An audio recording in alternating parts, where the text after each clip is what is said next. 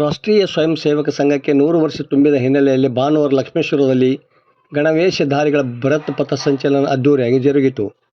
RSS ಪ್ರಾರ್ಥನಾ ಗೀತೆಯೊಂದಿಗೆ ಪಟ್ಟಣದ ಮಹಾಕವಿಪ್ಪ ವರ್ತುಲದಿಂದ ಗಣವೇಷಧಾರಿಗಳ ಪಥಸಂಚಲನ ಆರಂಭಗೊಂಡಿತು. ಶಾಸಕ ಡಾ. ಚಂದ್ರು ರಮಣೆ ಸೇರಿದಂತೆ ಅನೇಕ ಗಣ್ಯರು ಗಣವೇಷ ಧರಿಸಿ ಪಥಸಂಚಲನದಲ್ಲಿ ಭಾಗವಹಿಸಿದ್ದರು.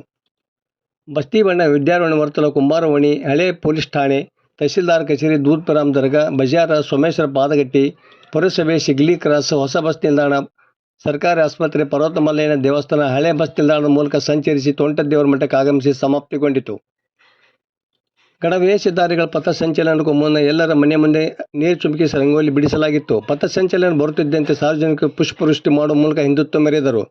ಪಥಸಂಚಲನ ಉದ್ದಕ್ಕೂ ಜೈ ಭಾರತ್ ಮಾತಾ ಕಿ ಎಂಬ ಘೋಷಣೆ ಮುಗಿಲು ಮುಟ್ಟಿತ್ತು. ಜೋಡೆತ್ತಿನ ಚಕ್ಕಡಿಯಲ್ಲಿ ಗಣವೇಷಧಾರಿಗಳ ಸಣ್ಣ ಸಣ್ಣ ಮಕ್ಕಳು ಕುಳಿತುಕೊಂಡಿದ್ದು ಗಮನ ಸೆಳೆಯಿತು.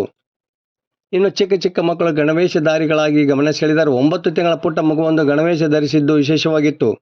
ಅದರಂತೆ ಕೆಲ ಮಕ್ಕಳು ರಾಮ, ಲಕ್ಷ್ಮಣ, ಸೀತೆ ಮತ್ತು ಹನುಮಂತರ ವೇಷ ಧರಿಸಿದ್ದರು.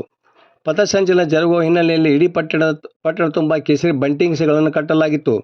ಅದರೊಂದಿಗೆ ಬ್ಯಾನರ್ ಸಹ ಅಳವಡಿಸಲಾಗಿತ್ತು. ಇಡೀ ಪಟ್ಟಣ ಕೇಸರಿಮಯವಾಗಿ ಕಂಗೊಳಿಸುತ್ತಿತ್ತು. ಪೊಲೀಸರು ಬಿಗಿ ಬಂದೋಬಸ್ತ್ ಕೈಗೊಂಡಿದ್ದರು.